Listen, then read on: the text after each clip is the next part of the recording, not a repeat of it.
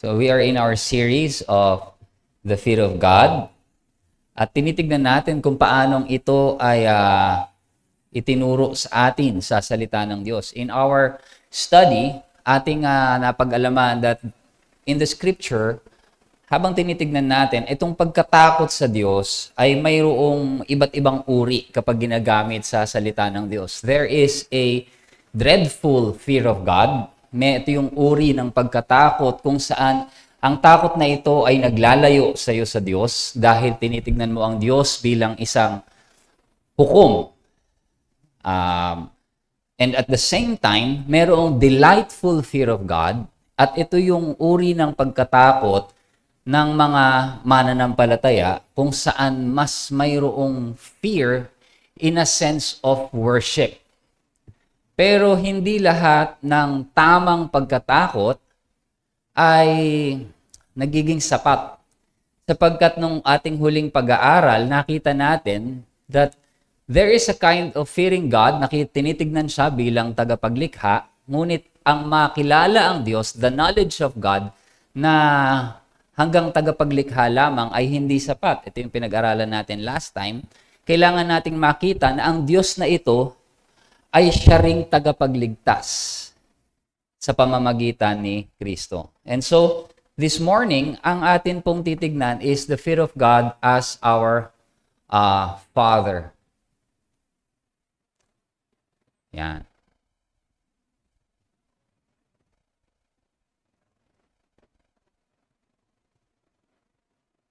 Yan. Okay. May konting senyasan lang po kami sa likod.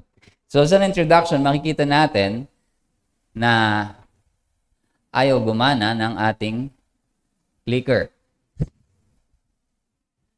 Yan.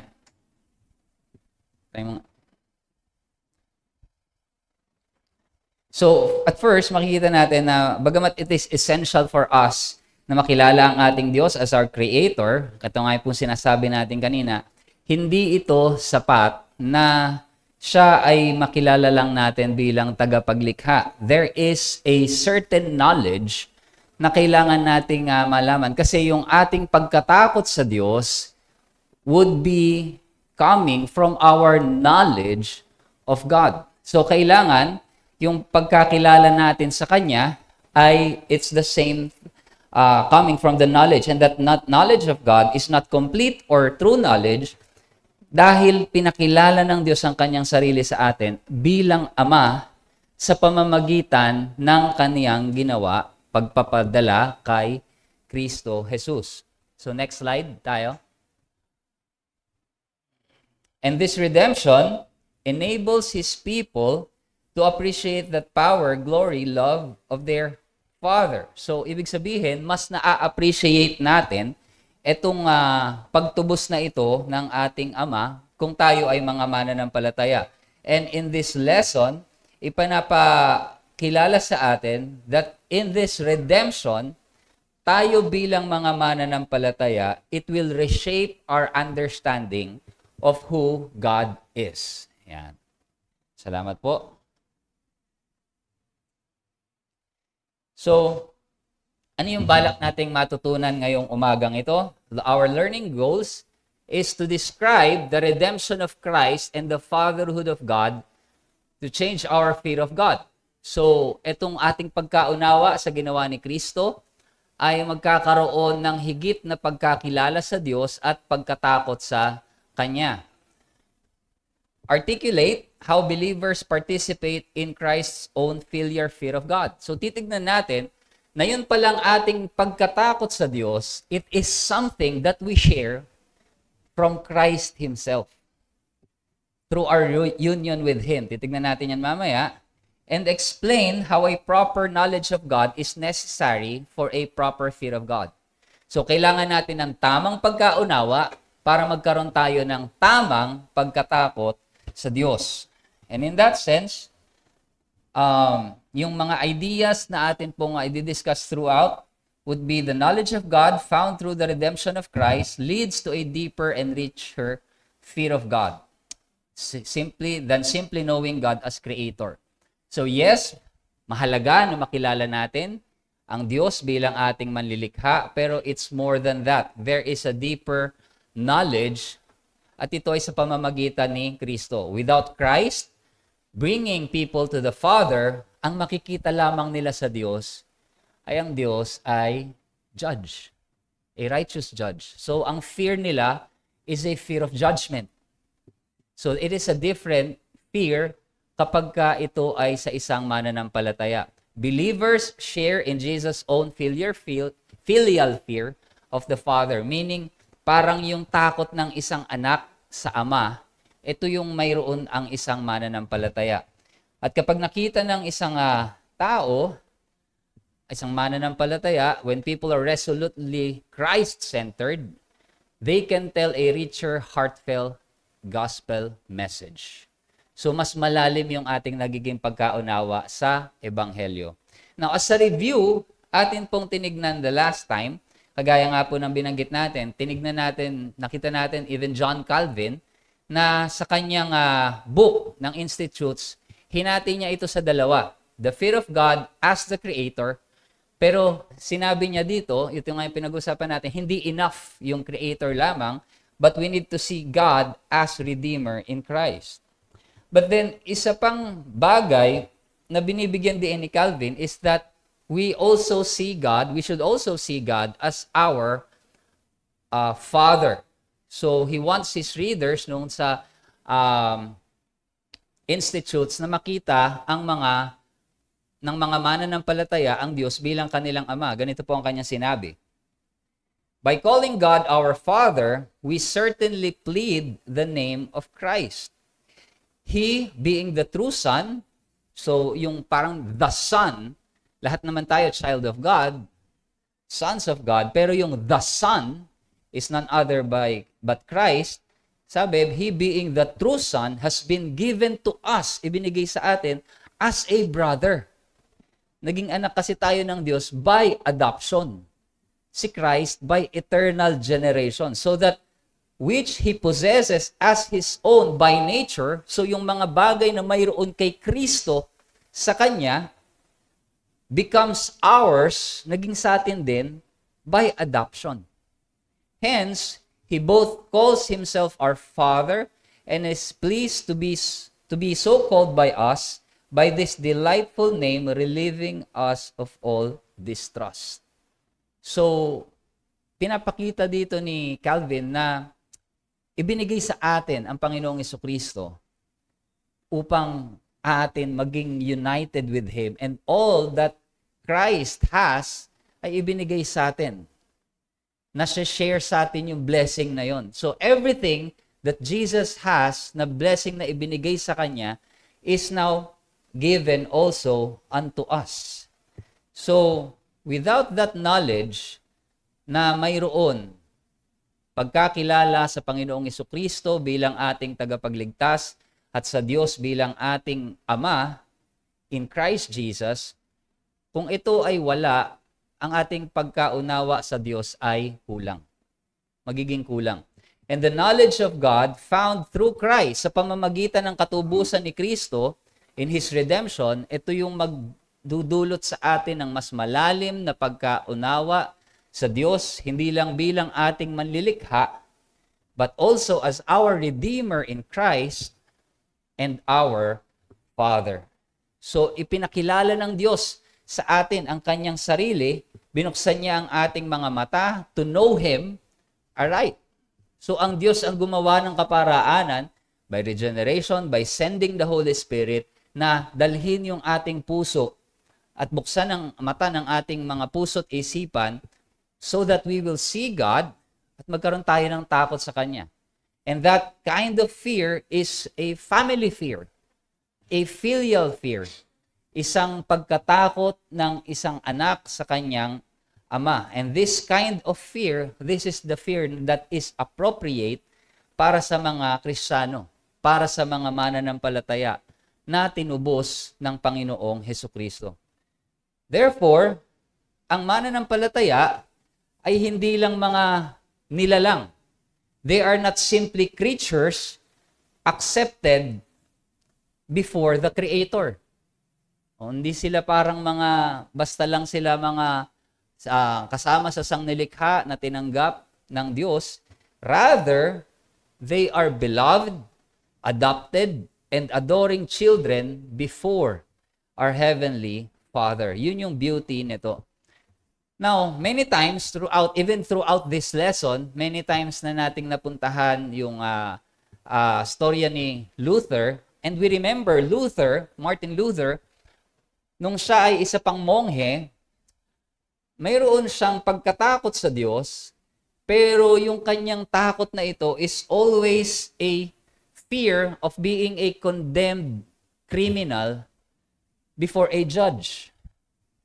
Hopeless, resentful. Alakita natin, halos pinapahirapan niya yung sarili niya kasi pakiramdam niya, that way, it will atone for his sin. At hirap na hirap siyang tanggapin yung idea ng righteousness ng Diyos kasi para sa kanya, itong righteousness ng Diyos ay nagre-reveal ng kanyang kasalanan, pagiging makasalanan, at dahil dito, ang karapat-dapat lamang sa kanya ay kaparusahan. Pero nung nabuksan ang kanyang isipan, coming from that idea, sabi nga niya, I hated this God who demands so much. Pero nung nabuksan ang kanyang isipan, nakita niya dun sa Romans 1:17 that the righteousness of God is revealed from faith for faith. Nakita niya, naunawaan niya yung justification by faith na ito ay sa pamamagitan lamang ng pananampalataya at hindi sa pamamagitan ng kanyang gawa. He discovered that God's righteousness, ang katuwiran ng Diyos, ay hindi lamang standard to condemn, pero ito ay inireregalo din ng Diyos sa mga makasalanan na mananampalataya kay Kristo. That righteousness can be His in Christ Jesus. At dahil doon na bago yung kanyang pagkakilala sa Diyos, yung dread, yung bang parang pagkatakot na ito sa Diyos as a condemned criminal was replaced by love. Nagkaroon ng obedience. Itong yung parang takot ng isang kriminal over a judge ay parang napalitan ng takot ng isang anak sa isang ama. And there is a filial fear, a child before a loving father. Now, dito natin makikita na ang katubusan, redemption, it brings a new kind of fear. At ito mismo yung ginagawa ng katubusan para sa atin. Sapagkat kung wala si Kristo, hindi natin nauunawaan kung ano ang ginawa ni Kristo para sa atin. Ang mayroon lang sa atin, sa Diyos, is a fear of judgment. Ito yung sabi ni Apostle John sa kanyang sulat, a kind of fear that has to do with punishment. Yun yung takot ng isang hindi mananampalataya. Takot ng paghahatol ng Diyos. Pero sa pamamagitan ng ginawa ng Panginoong Jesucristo, itong takot na ito ay napapalitan. Through Christ, God's people experience what the Bible calls the fear of the Lord in its fullest sense. Ito yung pinag-aralan natin, the kind of fear, a reverent awe joined with love, gratitude, and delight. Bakit ito yung ating nagamit? Naalala niyo yung illustration natin the last time? This is not yung fear na mayroong trembling. It is the same as if yung, naalala niyo illustration, yung groom na nakikita yung bride na naglalakad papalapit sa kanya. And there is this kind of physical trembling and delight and awe na nandun, na nagkakaroon ng physical manifestation. And that is the kind of fear that we should have for God. That kind of awe and majesty. And pansinin po natin, ang sabi sa Psalms 130, but with you there is forgiveness. Nagdiyan ang pagpapatawad ng Diyos para ano? That you may be feared. May redemption, may katubusan, may pagpapatawad, hindi para lang basta mawala yung takot. Akala natin, gano'n hindi na ako takot, okay na ako, napatawad na ako. No, it's not like that. But with you there is forgiveness that you may be feared. Pero ano bang klaseng fear ito? This is the kind of fear that honors God. Forgiveness does not remove fear, it purifies and deepens it. Nagkakaroon ka ng mas malalim na pagkatakot sa Diyos. Ito po yung kagandahan ng ating nauunawaan kung ano ang ginawa ni Kristo para sa atin. And then we see that through Christ, ito ay magkakaroon tayo ng ganitong uri ng pagkatakot. Pero saan ba galing itong fear na ito? I want to show you that this kind of filial fear, yung pagkatakot ng isang mananampalataya sa Diyos bilang isang ama, is just a participation in Christ's filial fear. Jesus as a son, the Son of the Father, nakita natin kung paano siyang namuhay. It is Jesus' own filial fear that we are brought to share. Nung tayo ay nanampalataya kay Kristo, maalala natin, tayo ay nakipag-isa sa Kanya. At sa ating pakikipag-isa kay Kristo, kasama tayong nakikipag-isa maging dito sa pagpapasailalim ni Kristo sa Ama. In that same kind of fear.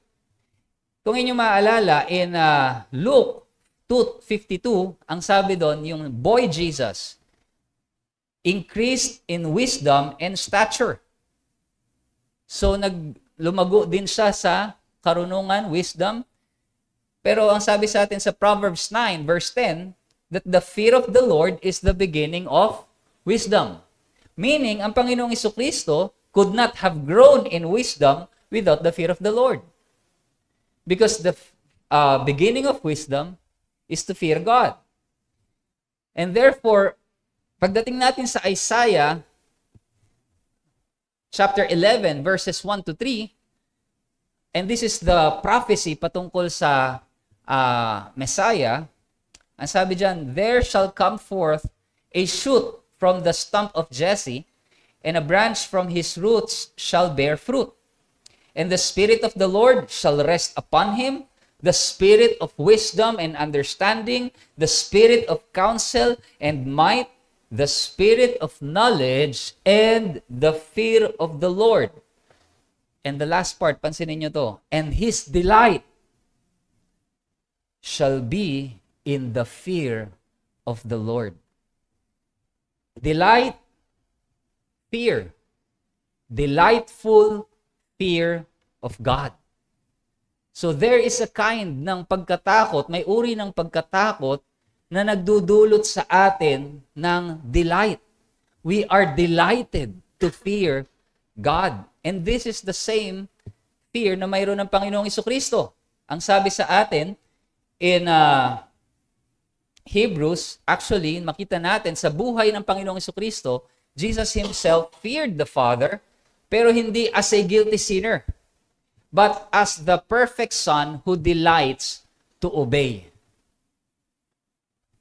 In that sense, ang sabi ng Hebrews 5:7-8, it tells us, in the days of His flesh, nung siya ay nabubuhay pa dito, nung siya ay nagkatawang-tao, ang sabi diyan, Jesus offered up prayers and supplications with loud cries and tears to Him who was able to save Him from death. And He was heard because of His what? Reverence. Reverence. And we see that as a part ng pagkatakot ng Panginoong Jesucristo. Ganito po ang sabi ni John Owen. The filial fear of God is the gracious affection whereby the soul is kept from offending God, joined with a constant care to please Him in all things. Tignan natin mabuti yan.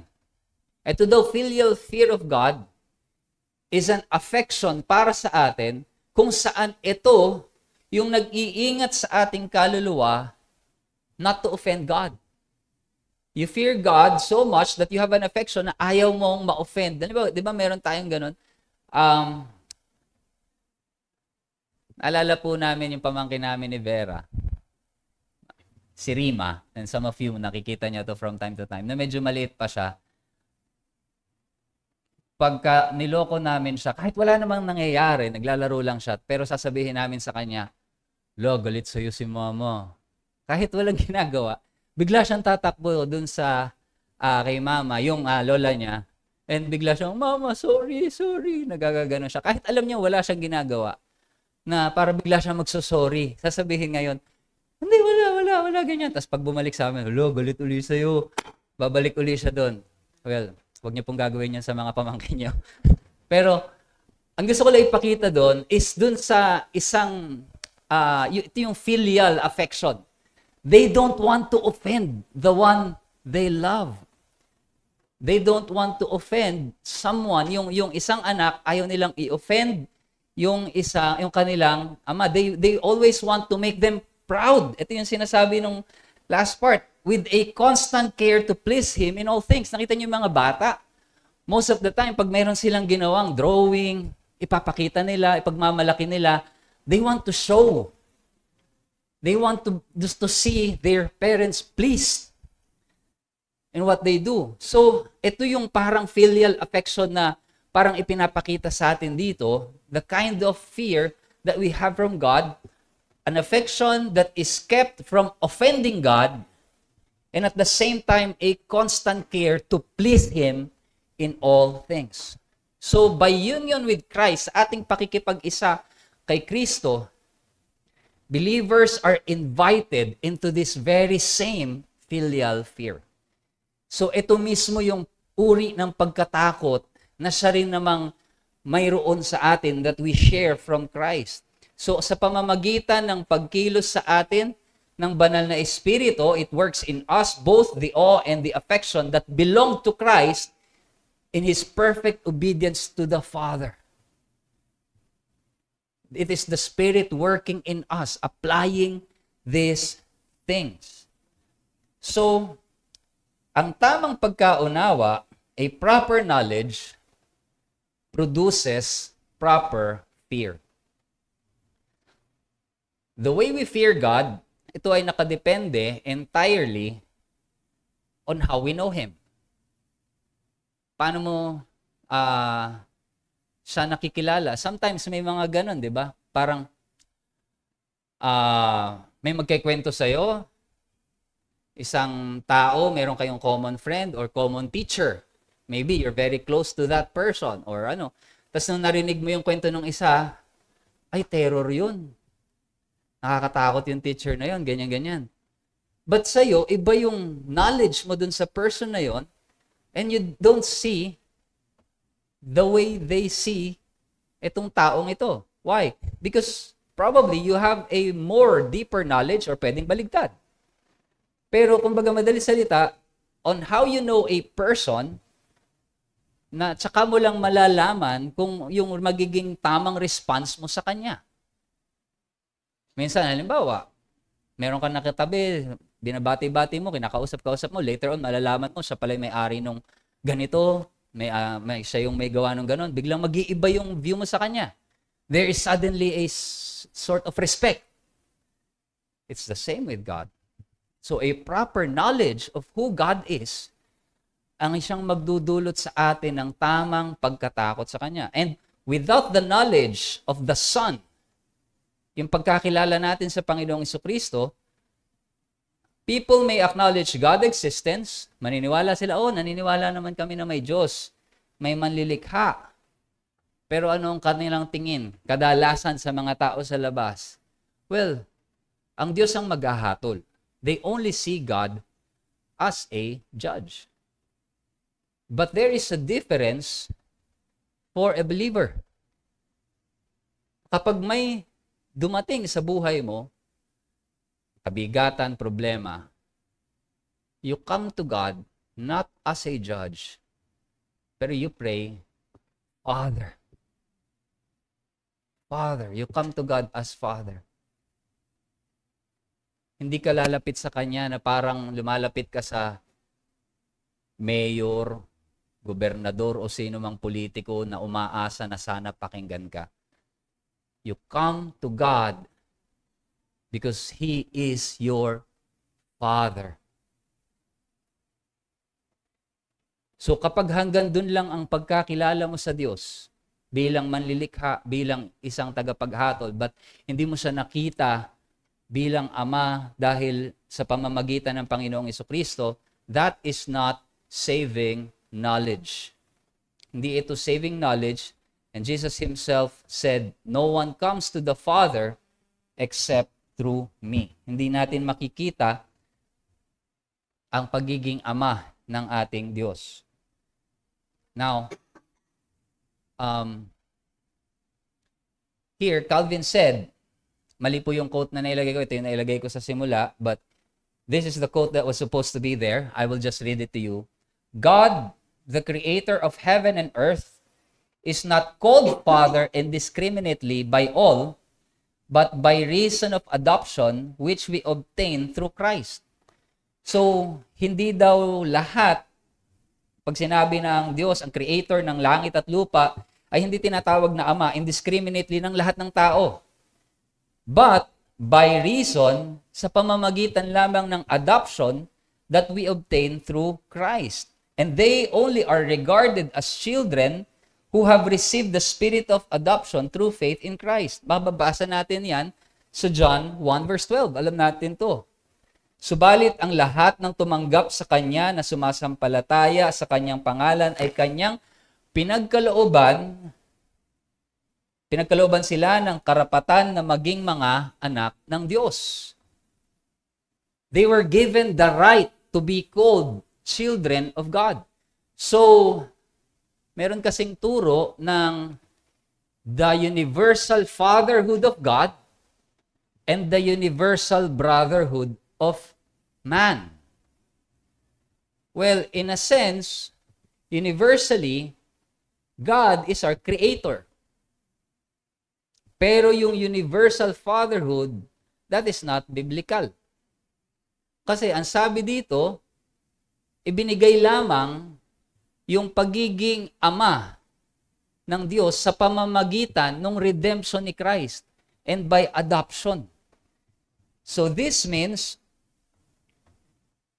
the Spirit not only gives us faith in Christ, pero tinuturuan din tayo. Ito yung sabi sa Romans 8, Galatians 4:6, to cry out to God, Abba, Father. Ito yung sinasabi natin kanina, very natural. I remember one illustration na binasa ko noon. Isang a Christian man, a Christian couple na nag-adopt. And they love that child, pero itong batang ito, very aloof sa kanila. Tinatawag siya by first name. And all throughout, so pinapabayaan niya, of course, nandun yung legal papers, adopted na nila. Legally, anak na nila ito, adopted na nila. Pero relationally, hindi ganun yung relationship. So, as time goes on, sabi niya, one time, bigla na lang lumapit sa kanya yung batang yun.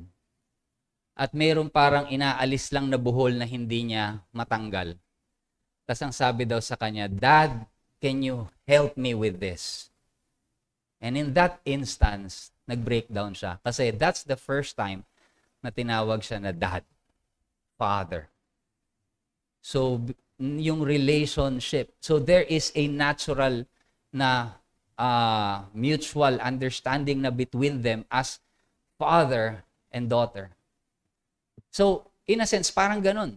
Sa isang mananampalataya, yes, we are justified, legally speaking, nanampalataya ka, pero dapat nandun din yung sinasabi dito ni Paul that the Spirit is teaching us to cry out to God naturally, Abba, Father. That cry is the voice of filial fear, full of Christ, reverence, but also of intimacy and trust. And this is why, in a simple practical application, pag nananalangin tayo, yes, of course, pwede naman tayo manalangin ng aming Diyos, aming Panginoon. But how sweet would it be when we come to God in prayer, when we say, aming Ama. our God, our Father. Nandun yung yung sinasabi dito that we come to God, we cry out to Him, Abba, Father.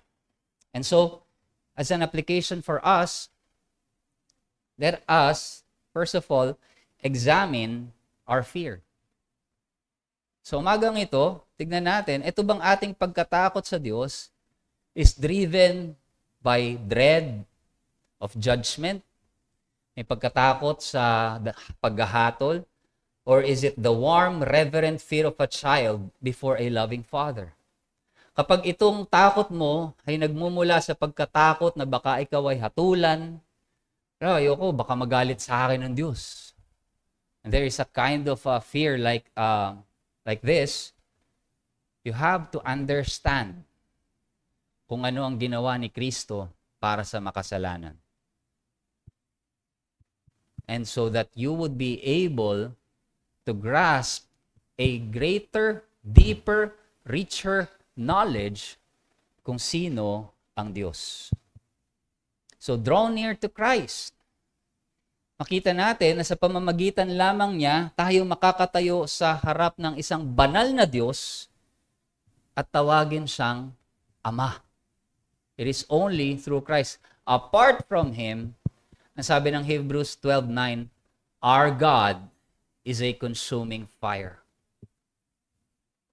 But with Christ, He is our consuming delight. So let us proclaim the full gospel.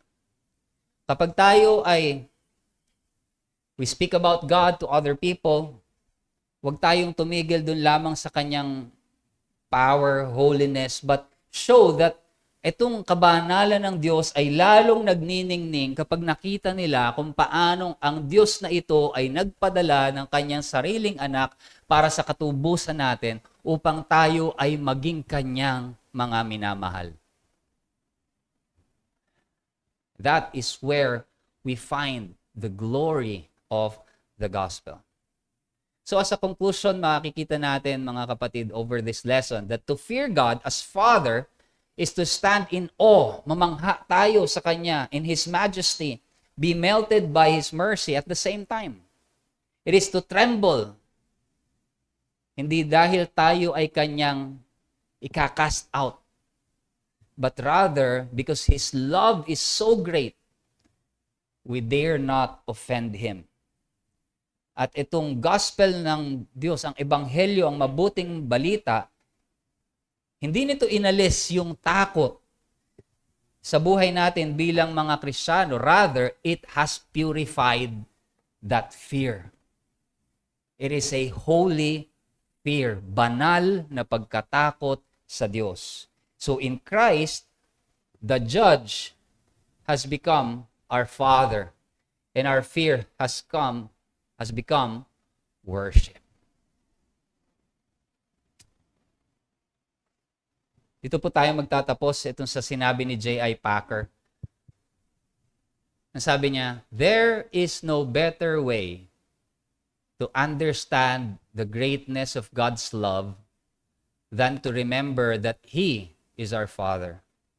And no better way to understand the greatness of our privilege than to remember that we are His children. So, kung titignan daw natin ang pag-ibig ng Diyos, mas makikita lamang natin to sa Kanyang pagiging Ama. At kung atin namang titignan at uunawain yung privilege natin bilang mga mananampalataya, we must remember that we are God's children. And so with that, we now see that kind of fear, itong uri ng pagkatakot na dapat mayroon sa atin sa Diyos, pagkatakot ng isang anak sa kanyang ama.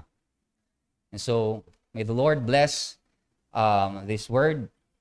Sige po, kung mayroon po kayong mga katanungan, paglilinaw, naririto po tayo if you have any question. Bro, naalala ko lang. Hello. Di ba yun nga yung tinuro ng Panginoon doon sa Lord's Prayer? unang-una yung Ama naming nasa langit. So, nandun yung relationship ng isang anak sa kanyang ama. Tama po. Praise God. Sige po, meron pa po ba?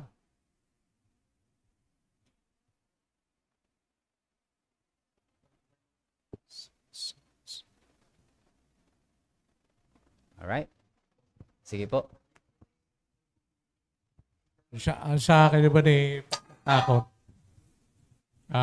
Ewan ko kung ano sa pinag-aaralan natin. Bakit may pagkatakot kung ang ating pananampalataya ay malakas at alam natin na pag tayo namatay ay mas maganda ang ating pupuntahan? Yun lang. Kung pagkatakot po sa kamatayan ang inyong tinutukoy, itong takot sa kamatayan, ito po yung sinasabi natin na takot ng hindi mananampalataya. Kasi nga, nakikita lamang nila ang Diyos bilang tagapaghatol. So, kaya mayroong takot dahil hindi pa nila nakikilala si Kristo. Pero yung banal na pagkatakot ng isang mananampalataya, kanina nakita nga po natin, ito ay parang pagkatakot ng isang anak sa kanyang mga magulang. Pagdating sa takot sa kamatayan, ito pong takot na ito ay inaalis ng Diyos and it is being replaced by a holy fear from God. So, sa isang mananampalataya, ang kamatayan, the reality of death, kagaya ng sinabi ni Pablo in 1 Corinthians 15, na wala na yung bisa ng kamatayan para sa mga mananampalataya. Wala na yung the sting of death is no longer at work for a believer. So yung takot na yon sa kamatayan, ito ay hindi para sa mananampalataya, kundi sa hindi mananampalataya.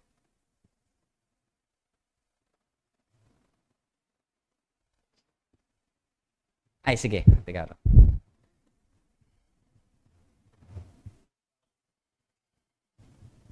Thank you sa lesson, Kuya Jo. Naalala ko lang nung sa creation kay Adan at kay Eve, nung sila ay nag-commit ng sin.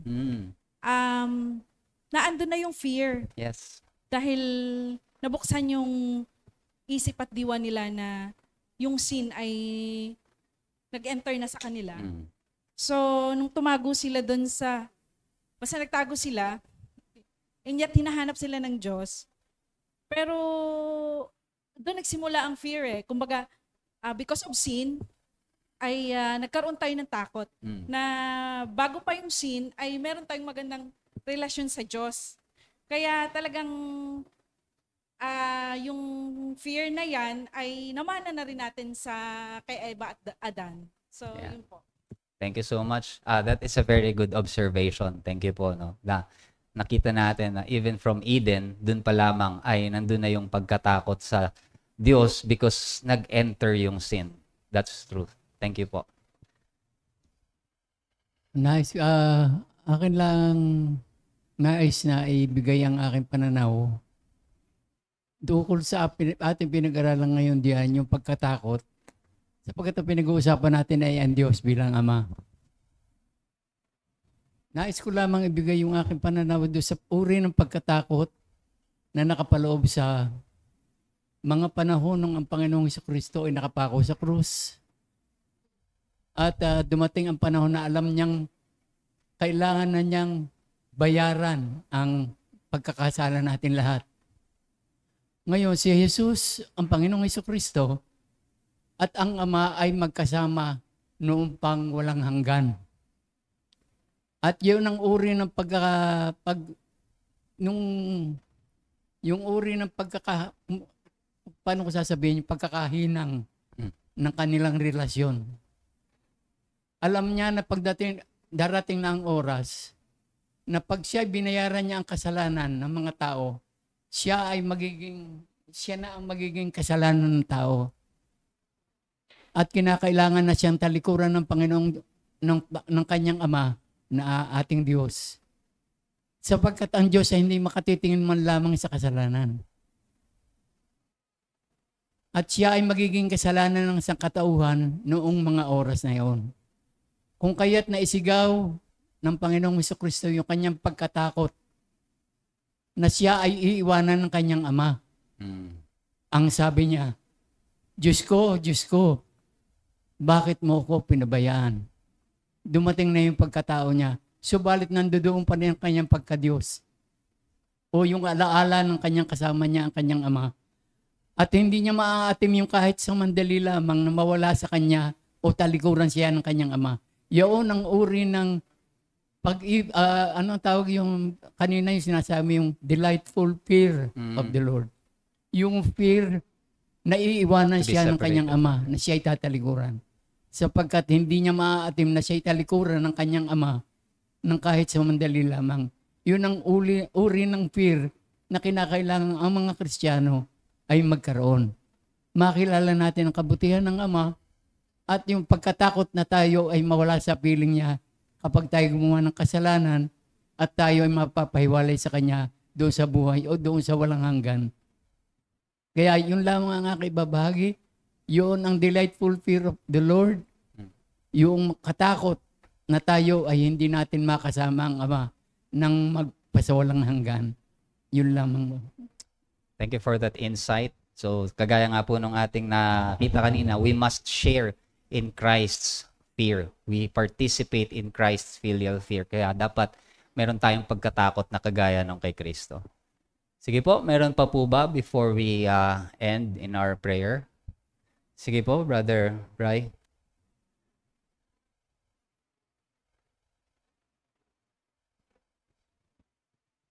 Bro, thank you dun sa lesson.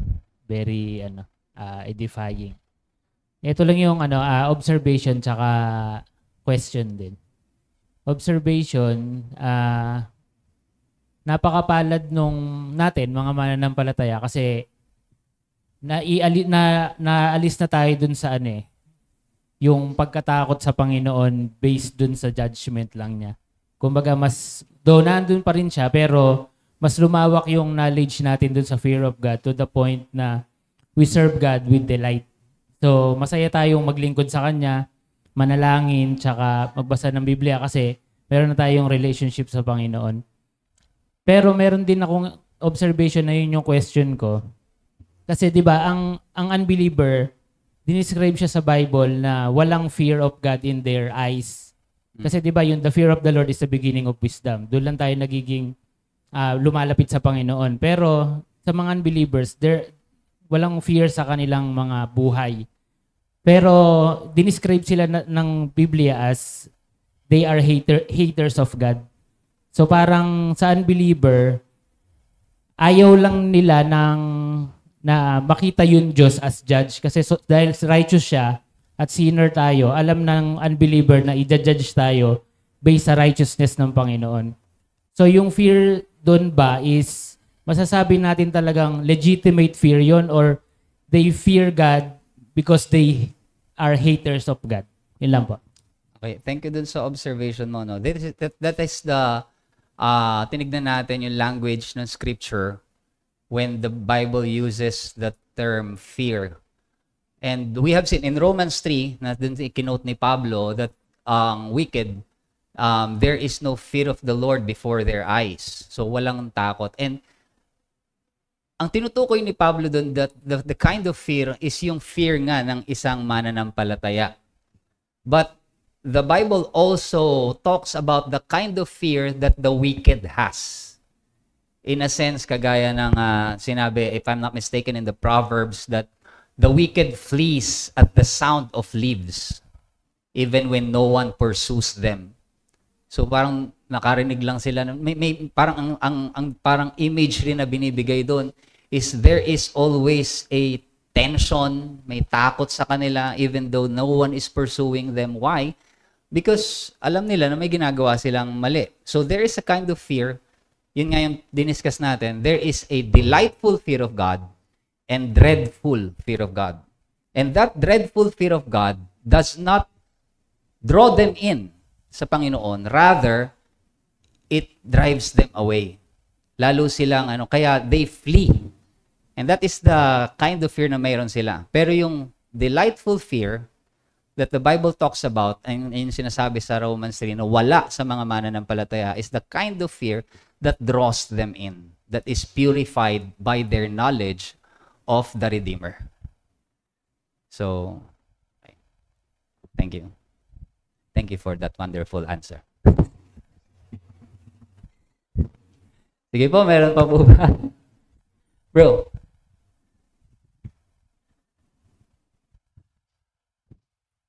Thank you po bro dun sa pagtuturo po.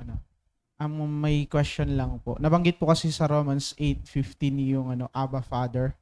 And then nabanggit niya po na yan nga yung isang idea po na pag nananalangin mas magandang banggitin, mas sweet sa pandinig po yung salitang Ama. Bukod po doon, ano po kaya yung maibibigay ninyo na suggestion every time we pray para mas maipakita natin sa Ama yung delightful fear habang tayo po ay nananalangin. Kasi napapansin ko doon sa nasasobrahan naman sa pagpe-pray yung masyadong emotional ba na parang ang tingin nila nandun yung delightful fear. Pero syempre alam naman na extreme yun. Pero sa atin po, ano yung maibibigay niyo po na suggestion na hindi naman ganun ka-extreme but may papakita pa rin natin yung way ng pananalangin na may delightful fear pa rin sa Ama.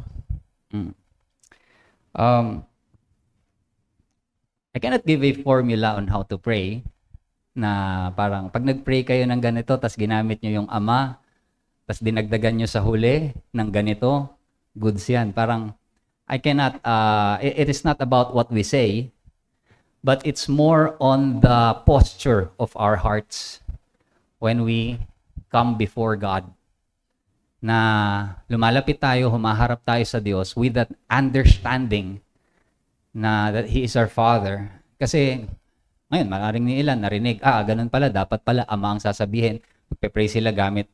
I'm not being dogmatic here na dapat pag nagpe-pray tayo ay ganun. No? I just said that it's also beautiful to use that. But pwedeng gamitin mo yon, pero yung posture ng heart mo, hindi mo naman nakikita ng ganun. It doesn't please God. It doesn't matter kung how many words you say. Kasi sabi sa Matthew 6:7, when you pray, do not heap up empty phrases. It doesn't matter kung marami kang sinasabi, but those will be empty phrases. Ito daw yung ginagawa ng mga hentil. Akala nila they will be heard for their many words. Hindi natin kailangan gawin yun kasi sabi, your Father knows what you need before you ask Him. And so we come before God, ang ano dito, yung posture ng heart natin. Kasi sa Romans 8, sinabi mismo, the Spirit intercedes with us with words unutterable. Kasi minsan meron sa kabigatan natin, hindi na natin ma-articulate yung salita. But God searches our hearts. So it is more on the matter of our hearts and how we, yung posture nito sa harapan ng Diyos bilang ating Ama. Siguro yun, doon tayo mag-focus rather than on how are we going to say.